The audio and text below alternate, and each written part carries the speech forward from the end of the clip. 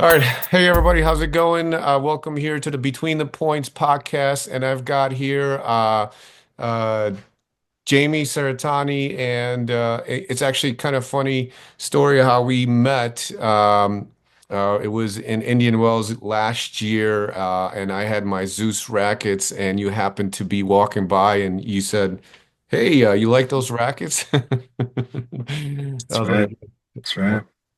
and then we ended up being on the same flight. I think you had it connecting, and you were like sitting like a couple rows up. So it was cool. How are you doing? That's right, man. Doing well, man. I remember that. That's right. We were walking through the airport and those Zeus rackets, they stand out. It's a great company.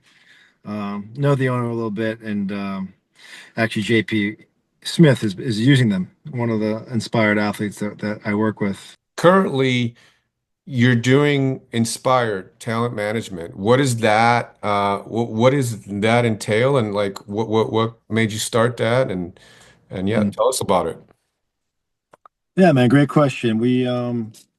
I like I said, I was kind of trying a few things out after competing and was thinking business world was definitely um thinking about my college degree. I was in, business economics, finance, so explored those avenues and definitely things that interest me there. Did some coaching. Initially, I definitely have the passion for um, inspiring myself kind of along my own journey and how powerful it is to just seek sources of inspiration, whether it be from reading, whether it be from, reading like some of my favorite authors. A lot of great self-help authors out there and motivational speaker authors, Tony Robbins, Paulo Coelho, and others. So many good ones. David Goggins, like so many. I could just rally them off right now of guys that have kind of helped me, guys and girls that have helped me along my path. Carol Dweck. I'm a huge Carol Dweck fan. Huberman. I know that's a trendy thing right now, but it's that growth mindset space. Of optimizing self and optimizing our best selves and creating our best selves. So that's something that's always really been foundational for me in my own life, in my own journey. And while working with others in coaching and even doubles partnerships, that I've cultivated some incredible relationships and friendships now over the years. Um, it's just led me to very quite naturally utilize those resources of just knowledge, wisdom, experience. I always say that knowledge alone is not very powerful, but knowledge plus experience equals wisdom, right? Because we learn so much from our experiences that we gain new knowledge, and then that kind of equals wisdom. And I'd like to think that those experiences can help me to help others. And as I started working with some young athletes, high school, college, pros that are already on tour, and players transitioning into the pro tour or have aspirations to be a professional on the tour. I just found myself doing so much more than just teaching them tennis. And it just became very apparent to me and organic and very natural just for me to be talking about these other kind of life skills and which are all founded and predicated on the growth mindset, and how powerful that is. Because the reality is in life and definitely on tour, we're gonna get knocked down a lot, you know, get knocked down a lot. So, Oh you're yeah. losing Oh every yeah. week, man. Losing every week. It's funny you say that. Just today, I was driving around and I definitely got a speeding ticket, one of those speeding cameras. I'm like, man, life is teaching me some lessons right now. I guess I got to slow down, pay attention a little bit. Um, Mhm. so tell me, because I'm super attracted by all the posts that you're making. Tell us how a tennis player can use mindset to help them grow in their own game, whether it's a 4-5 player or whether it's a 5-0 player or whether it's, a junior looking to make the pros. What's some of the things that they can do to help their mindset, so they can get better? Yeah, I mean, look, I like to keep things simple I mean, a lot of people are out here overthinking things, and there's so many details that we can focus on and work on and improve and fine tune. And that's all good, man. Like I'm a details guy. I mean, at the end of the day, we need to do that. But there's something much more essential and foundational that comes before that. And I have a very good friend. We've become close in the last couple of years. He's out in San Francisco, and his name is Ben. He'll appreciate me mentioning him on this podcast. He's a dear friend, and we're very close, and we talk all the time. We text every day almost, but we have these deep conversations about life, and how to optimize anything that we do. And he's a very successful executive in the business world. Brown guy, tennis guy also, so he can relate to what we do. But what we talk about, we have these deep conversations, and we always come to some greater truth through our longer, deeper chats. Sometimes with some wines involved. Not that I don't really drink much, but with him we do. But things are generally happening for us and not to us, and that's very powerful. A lot of things happen, and we complain about this or that, or this is an unfair line call, or it's windy today, or it's too cold, or it's too that, or whatever. Or, my dad said this, or my mom said that, and it hurt me, And that's a very victim mindset, a victim mentality, and it's a very this is happening to me mentality. But if we have a paradigm shift from happening to us to this is happening for us, and it can be anything, you know, it could be this is a very long line at In-N-Out Burger, which I'm about to go to, which I eat well, but I'm human. Yes. Um, but hey, maybe during that time I can catch up on some emailing. I'm sitting in this line. I have an extra 15 minutes because it's super long, but now, I'm going to do some emailing. I'm going to respond to this person I haven't responded to in a while and catch up on some backlog of work. Random example. Or maybe I just have a book with me and I'm going to read a little bit for 15 minutes because I just don't have that time elsewhere in the day, but I'm going to create that time. So this is an opportunity right now to just be better Mhm. and improve some aspect of my life. And that's a very powerful uh, way of thinking. It's a powerful perspective to have in life. And when we truly buy in initially, but then just live that lifestyle with that perspective, life becomes really fun. Every day is actually a journey that's enjoyable and it's exciting and it's a simple life, but it's a very fulfilling one. And then you can attack your goals with purpose, intention, and knowing that something unique will happen today, and I can't wait. I don't know what it's going to be, but it's going to be something different, and I'm looking forward to it, and I'm really open to accepting that challenge. And when we accept these things, um, we can create something good out of it. Yeah, I totally agree. I've been on that journey too for a while. The question that kind of comes in my mind as you're talking about this is like, for that kid or for that adult that their whole life has been like the opposite, they're looking at the negative.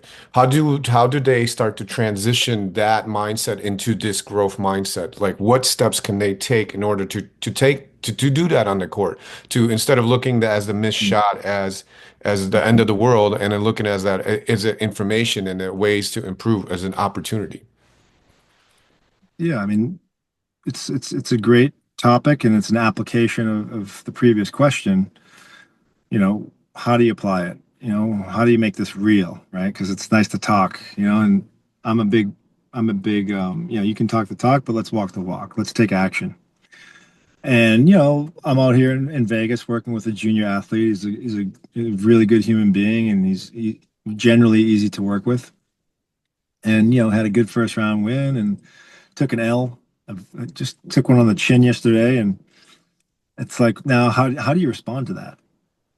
So this is a real world example. Like, do you go directly to Mickey D's or Chick-fil-A and wolf down 10 burgers and fries and Cokes, you know, or Do you go right to the practice court, get a couple reps in, have create some clarity on why we didn't have success today, right? This happened for us. Okay. This is a great life lesson. We lost to a really good player who was a polished player who deserves the win. So accept that, right? Kind of look at ourselves in the mirror, have some transparency, have some accountability. Um, and it doesn't have to, some guys like to go out for an hour, 2 hours, 3 hours. I think that's too much, but we had a long day, but even 7 minutes, I like short windows, 5 minutes, 8 minutes, 12 minutes, but 20, 30 reps of a very specific detail that occurred during the match, right? And let's get better. So we lost the match, but we won the day.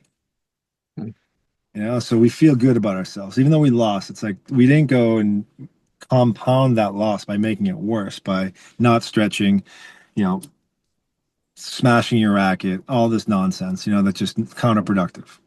But okay, this is happening for us. And, having a guide to help you acquire that perspective. I don't believe that, we're born with this stuff. I smashed my racket when I was a kid.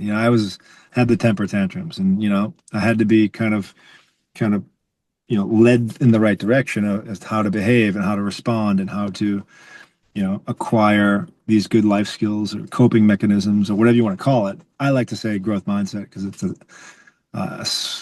kind of a universal almost industry it's born out of Carol Dweck's work. She wrote a great book called simply named Mindset, just that one word, mindset.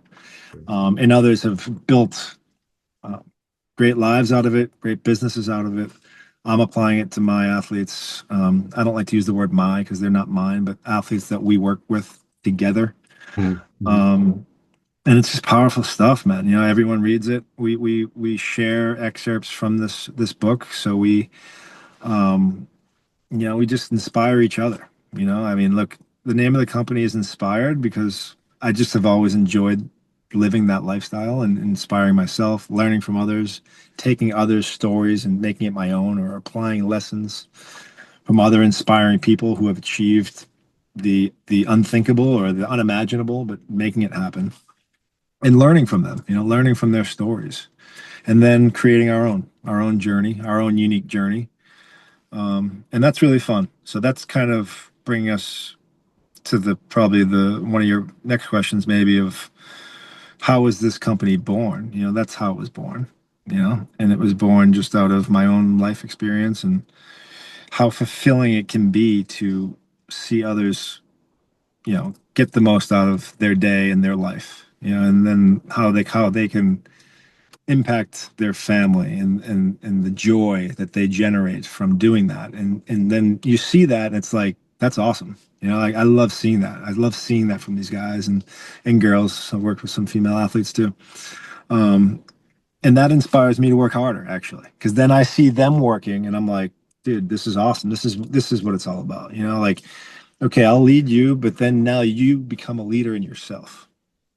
Right. So if we can inspire others to become great leaders, then that really is Carol Dweck's work, is to create as many leaders as possible. And I think that's something we need in our culture, in our country. We lack leadership in many areas, and that's a known thing for I think upwards of a decade or two now, and we're always seeking that good leadership and I'm working on that. I like to read books about that and learn from other leaders who are much more experienced than I am. And every time I go to a practice with these guys and girls and young athletes, I view it as that. Like, how can I help lead this person to a better place and learn from that experience? So that's very much fundamental to what we do every day. Yeah, that's an awesome mission. And so who are some of the players that you're working with that people might recognize, and like what are their successes been recently? So yeah, it's been a journey. I worked with some junior players locally in the Boston area where I'm from. Boston is like the premier sports city. I gotta give a shout out to my hometown. Not just nationally, but globally. Big Celtics fan, big Patriots fan, Red Sox, Bruins, everybody. And look, it's becoming a really kind of like hidden gem of a tennis, like little community of I wouldn't say the epicenter. I know Dallas got some great things going on in other cities around the country, but Boston's kind of it's on the map right now. Tufts University, Harvard University, obviously has been a great. They've had a great tradition there. Tufts um, kind of went from rags to riches in the last 5 years. We're you know national title contender at the D3 level. So I've been helping out the Tufts program. It's been great. Carl Greger, shout out to my guy. He's just taken, we've had a great relationship for 30 years, and he's been incredible.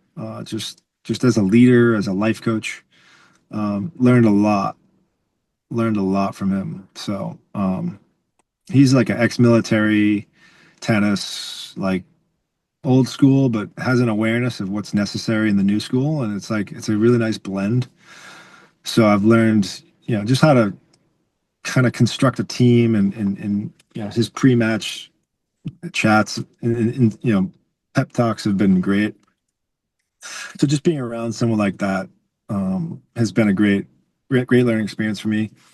So that was kind of like the initial kind of intro to the coaching space. And look, I worked with a lot of doubles players early on. So my partner would almost be like, sometimes he coached me, sometimes I coached him. So we kind of learned that dynamic early through playing. And then, I worked with a couple college guys. Cannon Kingsley was a really good experience. I learned a lot working with him, singles player who plays good dubs too. We together had some success in a very short period of time. Well, excuse me, but it's always a team effort. I like to use the word we a lot. That's something we use that word a lot. But, got to finals of a 25K. He played semifinals of a couple challengers. So, made a good jump. Was able to get to the qualifying of the U.S. Open. Was very grateful to receive a wild card from the USTA. Very much appreciate their support. So that was a really good experience. I learned a lot from that first kind of player coach partnership. Um, and through that experience, like I realized there was just so much more than just the tennis again, and um, that kind of helped. I appreciate them every day. We still are in touch, and I know he's going to have a great journey and continued success.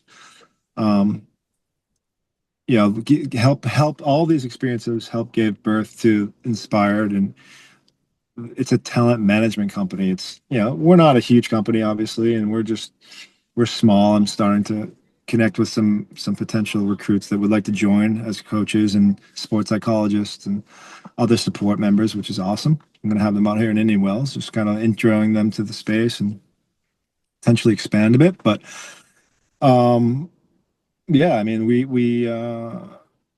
do more than tennis. We do mindset. We do a lot of film data analytic work on opponents on our own game. So we have a lot of offerings, and a lot of it's the work that I did during my own career for my own game. So have 20 years of experience doing that and doing matchup specific preparation for various opponents. Um, but to answer your question, um, JP Smith has been just integral to the foundation of this. He's an great Australian tennis player.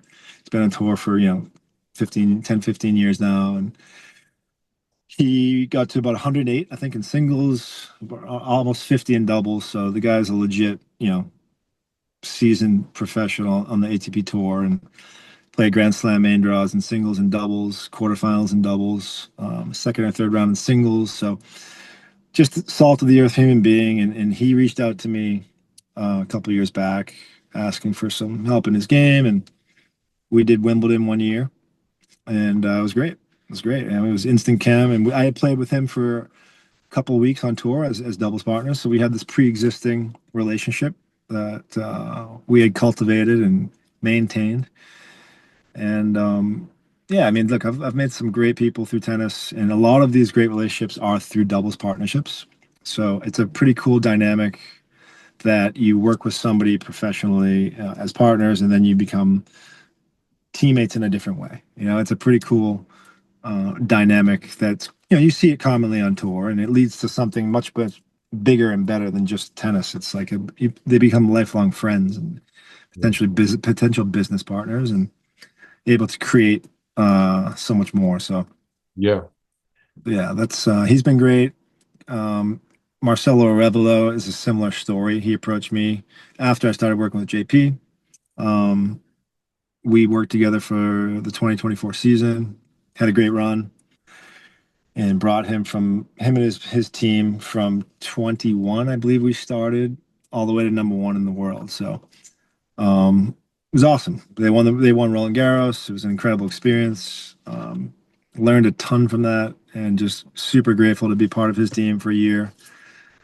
Super grateful to be part of JP's team. They got to the finals of Australian Open just last month in the mixed doubles, which was another incredible experience to be part of that run. It's super rewarding, and highly recommend that anybody wants to get into the coaching and mindset and growth mindset space. It's very fulfilling.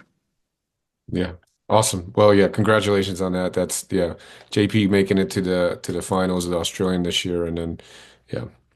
I had one question here from an audience member about doubles since we're talking about doubles. Uh uh so maybe you can help her out in this. In women's 4-5 doubles, we get pushed back with a big to spin, top spin lob frequently. Should the net person come back when the opponents are pushing the deep person back? And then she says, I try and come halfway in and take it out of the air when I'm the deep person, but I'm not sure where to go when I'm the net person. Thanks. Love the question. Great question. Lob. We call that lob defense, defending the lob. All right. Huge topic. It's definitely a integral part of optimizing doubles and being a great doubles player. So great question, Miss 4.5 doubles player. Christy is her name, so Christy, thank you. That's a really good question. I hope we can help a lot of people here. But look, Christy, I think your decision to take it out of the air as the server, it's a great solution, right? And that's a solution that's absolutely a good one. It's going to help take our opponent's time away. If that ball drops and now suddenly our opponents are able to come and be aggressive and charge the net, they're going to be in a very offensive position. Um, So we don't want that to happen, do we? We want to take it out of the air, take their time away. We like to yeah, nuke that ball out of the air and make it difficult to have the opponent blanket the net. So that would be definitely a great solution. If they start doing consistently, then as the serve partner, as the net player you mentioned, we can probably think about dropping back a little bit and giving up a little bit of that net coverage to cover their lob. So that becomes a bit of a cat and mouse chess match at that point. But that's a great question. That's very important, and we could talk more about that off air if you want. that's awesome. Yes. All right. Last couple of questions. I know we time kind of is getting short on us, so I want to just do a quick rapid fire so that people get to know you a little bit. So, one word, two word answers here. All right. Favorite food. Anything healthy? Gosh, that's a bad answer. Favorite food? I would say non-fat Greek yogurt All right. with Favorite dark chocolate. With dark chocolate. with dark chocolate. Yeah, yeah, dark chocolate. Favorite favorite tournament. Indian Wells is up there, but any slam, Cool. Fun memory from your playing days. meeting amazing people, creating great relationships. So many. Dream vacation. I think like probably the islands of Sardinia. I've heard they're amazing. Got them like on my to-do list. All right. Last one, would you rather swim with sharks or would you rather let a tarantula walk over you? Ooh, I was talking to somebody recently. I would probably say swim with sharks. I heard it's safer than people think, and we had this discussion. I said, I'll do it, but in a cage. This person was this. They were like, yeah, you can just like casually swim with sharks. I was like, really? I was like, I'll do this cage. I'll just be just fine in the cage. Good vibes. Awesome. All right. So where can people find you and get a hold of your or get your expertise or whatever? Instagram. Instagram's where I'm at. I'm not a Twitter person. Don't want to be overwhelmed by too much of that social media, but nonsense. But I know it's a necessary evil in life and a great way to connect with people that yeah are trying to get to a different level and create their best selves. And big believer in the law of attraction and being the energy we want to attract. And I'm sure you've seen that message echoed throughout my Instagram. And I'm pretty responsive on there, and I have some other people that help me with that. So. Awesome. Well, I really appreciate your time. Is there anything left that you might want to share with the audience? Anything at all? Mindset, tennis, whatever, life. Look, I first of all, thank you again for your reaching out. I really enjoyed this chat. Yeah. Look, I think I like that message of what I said initially is things are happening for us, not to us. And if you can really buy into that mindset, I think your life will improve. And if you couple that with gratitude, I mean, people that know me know that I use that word daily because it's literally a daily practice that I do. And I had a podcast last year this time, and similar question came up, and I realize now that it's actually real. Like I've been practicing this for a couple of years now, but very diligently for the year since I had this last podcast. And good things happen. Good things happen when you appreciate the little things in life, and it can be so simple as like fresh air, fresh water, good food, family, a couple good friends. But live a life of gratitude, and I think we'll create some really good memories, good moments, great friendships, and probably have a lot of success too. So I wish you all well. All right. Well, thank you, Jamie. I really appreciate it. I'm grateful for you coming out here. Let's stay inspired, and I will leave a link for you to or your Instagram on the page and everything like that. And you enjoy the rest of the warm West Coast weather here in Chicago. It's starting to get a little warmer. It's starting to, but we still got about a month or two before anything really good or anything really warmer than 50s comes out. But You gonna make the trip out? Are you gonna make the Indian Wells or I no? don't know. There's a small possibility. I got asked to help these guys with they're called Tyke, and they're doing Mhm. like apparel stuff, and they got something going on in